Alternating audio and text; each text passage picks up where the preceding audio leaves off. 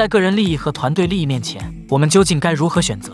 马克作为车厂的老板，此刻就面临这个问题。如果他们专注地将西风跑车改装好，那么车子就会登上杂志的封面，车厂的知名度将大大提高。而如果马克一意孤行，将自己的梦想放在第一位，着重去翻新那辆大卡车，这样车厂除了会得到一笔资金外，并不会获得其他好处。一边是自己的梦想，一边是车厂的未来。马克经过一番深思熟虑后，终于下定决心暂时放弃自己的梦想，专心的改装西风跑车，将团队的利益放在最前面。大家都为这样的老板感到开心。不过工作进度还需要加快，为了赶上拍摄时间，他们要提前2周结束西风的翻新。马克让托尼开始设计细节零件，为了突出歌坛的风格，托尼采用了经典的蛛网，打算将这个造型作为车子的散热气罩。他将数据输入到机器里，然后用水刀切割机制做出对应的形状，接着对表面进行打磨。等马克将车头的支架固定好，就可以直接装上去了。此刻在肖恩这边，他正在苦苦寻找西风的引擎盖栓锁。之前我们也提到过，这辆西风非常的稀有，连完整的车都很难找，更别说车上的零件了。像引擎盖栓锁这种标志性部件，想找一个原厂的简直就是大海捞针。虽然电话那头的人也没有，但是他给肖恩推荐了一家当铺，这是一家专门经营汽车零件的当铺，肖恩可以去那里碰碰运气。虽然肖恩很不喜欢当铺，但现在也没有更好的选择。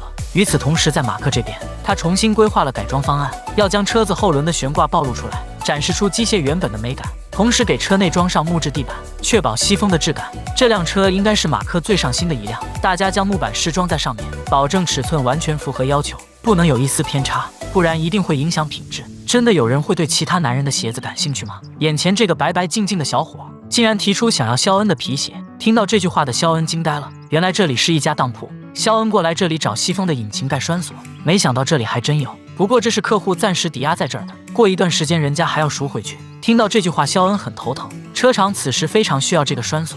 肖恩提出自己可以出双倍的价格买下，并保证老板能从中获利。听到这些话，老板确实心动了。不过在他和物主联系之前，他要肖恩把鞋子留下，不然就免谈。肖恩虽然很不解，而且很不情愿，但最后还是妥协了，而且成功的将栓锁带了回来。有了这个重要零件，大家的士气也涨了上来。他们根据栓锁的风格，制作了很多镀铬金属条，将金属条固定在车身各处，能让西风看起来更豪华。大家将其小心翼翼地固定在上面，测试初步的效果。随着引擎盖的固定，主体部分总算是有了成效。接着马克用覆盖膜将表面贴住，然后调制了几桶油漆，直接就在车厂内部开始喷漆。这次他选的打底色为紫色，并做成了磨砂的质感。等到彻底风干之后，效果上确实有了很大的进步。这辆车已经完成了大概9成，但最重要的在于最后1成，大家要把细节进行最后的收尾，确保每一处都不会出差错。此刻托尼正在连接车尾灯，车厂在这里别出心裁地设计了一个 LED 灯效，只要后备箱门一打开，里面的灯就会自动亮起来，将内部的悬挂展现出来。为了确保能按时完成任务，就连销售都拿上了工具来干活。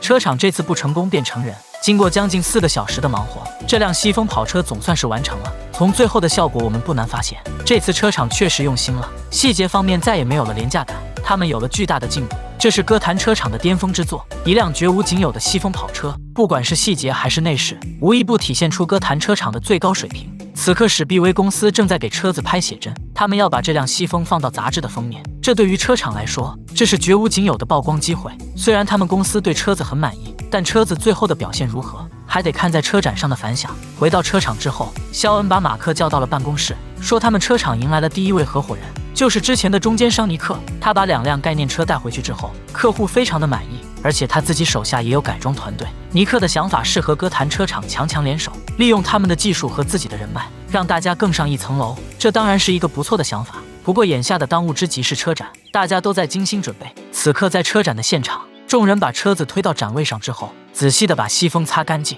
不过现在还没到开幕式，大家只好先把它盖起来，去参观其他人的作品。这里汇集了各大知名车厂，每个人都拿出了自己压箱底的宝贝，这让马克感到压力很大。如果车子达不到预期效果，那么就无法与这些对手平起平坐。很快就到了开幕式的时间，马克简单的说了一些演讲词，然后在众人的注视下，将幕布一把揭开。所有人都表现得非常兴奋，纷纷围过来参观细节。看到大家这么热情，马克也暗暗地松了一口气。车厂也成功到达了新的高度。车展的事情告一段落后，大家的生活回归正常，而马克也在合适的时间公布了他对车厂的发展计划。在未来的日子里，车厂迎来了3位新成员，尼克是新的管理层，而剩下2人作为修车工加入进来。车厂融入了新鲜血液，相信在尼克的加持下，他们能更上一层楼，取得更好的发展。歌坛车厂的新一季到这里就结束了。喜欢车的伙伴可以关注我，为大家带来更好的作品。